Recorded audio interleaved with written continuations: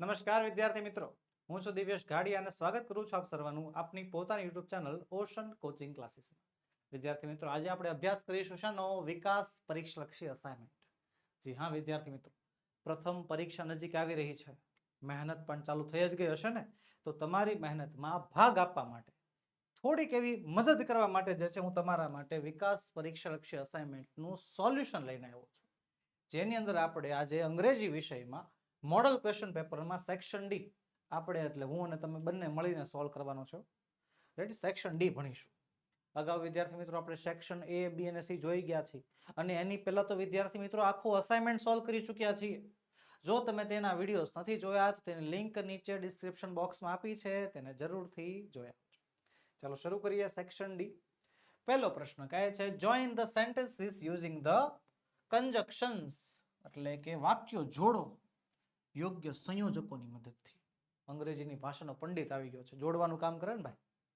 ચાલો તો 28મો પ્રશ્ન છે, ગ્રાન્ડફાધર ઇઝ ઓલ્ડ, એટલે કે દાદા વૃદ્ધ છે. He can walk long distance, તે લાંબુ અંતર કાપી શકે છે, તે લાંબા સમય સુધી ચાલી શકે છે. દાદા વૃદ્ધ છે, લાંબુ અંતર કાપી શકે છે. વૃદ્ધ હોય લગભગ લાંબુ ચાલી ન શકે, પણ આ ચાલી શકે છે, તો વિરોધાભાસ છે. ઓલ્ધો આવશે યેટ કે ઓર એલ્સ? જવાબ આવશે યેટ. યેટ એટલે થાય છે છતાં પણ, કે દાદાજી વૃદ્ધ છે છતાં પણ તે લાંબુ અંતર ચાલી શકે છે. પછી છે 29મું, ઇટ ઇઝ રેનિંગ, વરસાદ આવી રહ્યો છે. સ્કૂલ્સ આર ક્લોઝડ, સ્કૂલ બંધ છે. વરસાદ આવી રહ્યો છે, સ્કૂલ બંધ છે. પરિણામ દર્શાવે છે, પરિણામ દર્શાવતો શબ્દ ધેરફોર, કે it is raining therefore schools are closed, વરસાદ આવી રહ્યો છે તેથી સ્કૂલો બંધ છે. Match the expressions with the proper functions they convey, ફંક્શન્સનું જોડકું જોડવાનું છે. હવે ફંક્શન્સના જોડકા જોડવામાં શું કરવાનું ખબર છે? પહેલા છે ને આ ભાગ જોવાનો, બી ભાગ. આ એ પહેલા નહીં જોવાનું, પહેલા બી ભાગ જોઈ લેવાનો, પછી એના વાક્યો તમને બંધ બેસતા લાગે એને જોડી નાખવાનું. પેલું છે ફ્રીક્વન્સી ઓફ એક્શન, એટલે કે પુનરાવર્તી ઘટના થાય, રિપીટ ને રિપીટ કોઈ ક્રિયા થતી હોય ત્યારે. ઇન્ક્વાયરી એટલે થાય છે પૂછપરછ, અને રિપોર્ટિંગ એટલે થાય પરોક્ષ કથન, ઇનડાયરેક્ટ સ્પીચનું વાક્ય હોય. તો પેલું છે વેન વિલ ધ બસ કમ, બસ ક્યારે આવશે? તો આ તો પ્રશ્ન થયો ને, પૂછપરછમાં જશે, ઇન્ક્વાયરીમાં. અને she said that Ami was absent, તેણીએ કહ્યું હતું કે અમી ગેરહાજર હતી. કહ્યું હતું કે અમી ગેરહાજર હતી, બરોબર? એણે એવું કીધું હતું કે એ ગેરહાજર હતી. પરોક્ષ કથન છે, પરોક્ષ રીતે બોલાયેલી વાત છે, રિપોર્ટિંગમાં વાક્ય જે છે જશે. રેડી? પહેલામાં બી, બીજામાં સી. આગળ વધીએ. આગળ વધતા પહેલા એક ખાસ નોંધ વિદ્યાર્થી મિત્રો, તમારા માટે છે એક સારા સમાચાર, એક ખુશ ખબર. શું? વિકાસ પરીક્ષાલક્ષી અસાઇનમેન્ટ તમને મળવાનું છે ઘરે બેઠા. હા, કોઈ પણ પ્રકારની માથાકૂટ વગર કોઈ પાસેથી મંગાવવા જવું, કે આ દૂર દુકાન હોય તો ત્યાં જવાનું, એની પાસે પાછો સ્ટોકમાં હોય ન હોય, ચિંતા કરવાની કોઈ જરૂર નથી. તમે ઘરે બેઠા અસાઇનમેન્ટ મંગવી શકશો. આપણો વોટ્સએપ નંબર 6354827383 પર કોન્ટેક્ટ કરીને તમે અસાઇનમેન્ટ મંગાવી શકો છો. અને ધોરણ 9 અને 10ના અસાઇનમેન્ટ મેળવવા માટેની લિંક વિડીયોના ડિસ્ક્રિપ્શન બોક્સમાં આપેલી છે, જેના દ્વારા જે છે તમે પણ ઓર્ડર કરી શકશો. આગળ વધીએ. કહે છે complete the sentences with the functions in the bracket. કાઉન્સમાં આપેલા ફંક્શન્સના આધારે અધૂરું વાક્ય પૂરું કરવાનું છે. અને વાક્ય છે પહેલું, હર્ષ એક્સક્લેમ્ડ વિથ જોય. રિપોર્ટિંગ જે આપ્યું છે આપણને, ઇનડાયરેક્ટ સ્પીચનું વાક્ય પૂરું કરવાનું છે. તો ચાલો કરીએ. Harsh exclaimed with joy that he had won the competition, કે તે કોમ્પિટિશન જીતી ચૂક્યો હતો. પછી છે 33મું, મનોજ વિલ, તો ક્રિયા કરશે કઈ? અલ્ટરનેટિવ, એટલે કે વૈકલ્પિક ક્રિયા, વિકલ્પ આવશે આમાં.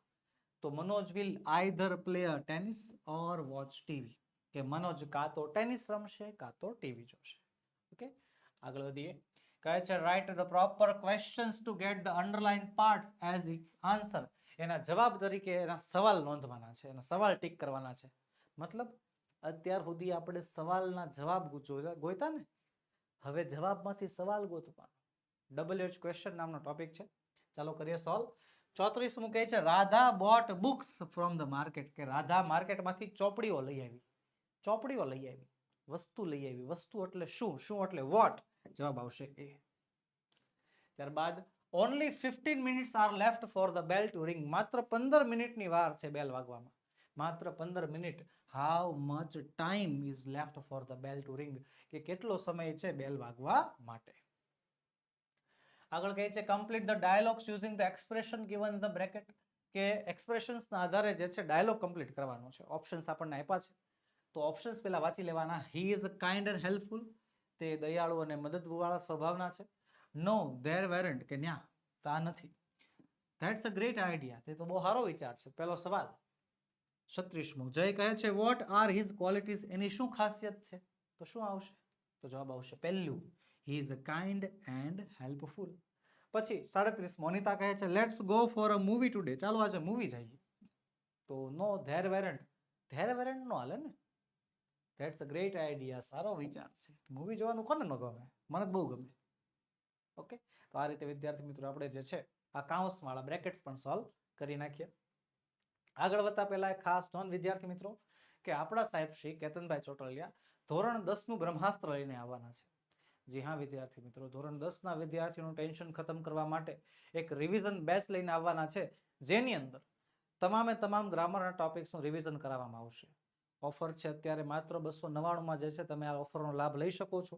ડેમો જોઈને ખાતરી કરવાની તમને છૂટ આપે છે. એમનો વોટ્સએપ નંબર 9033703620 પર કોન્ટેક્ટ કરીને તમે વધુ માહિતી મેળવી શકો છો. તો બસ વિદ્યાર્થી મિત્રો, આજના વિડીયોમાં એટલું જ. આજે આપણે સોલ્વ કર્યું મોડલ ક્વેશ્ચન પેપરનું સેક્શન ડી. મળીશું આવતા વિડીયોમાં, જેમાં આપણે સેક્શન ઈ નું સંપૂર્ણ સોલ્યુશન લઈને હાજર થશું. વિદ્યાર્થી મિત્રો, વિડીયો ગમ્યો હોય તો લાઈક કરો, તમારા મિત્રોમાં શેર કરો અને ચેનલમાં નવા હોવ તો સબસ્ક્રાઈબ કરો.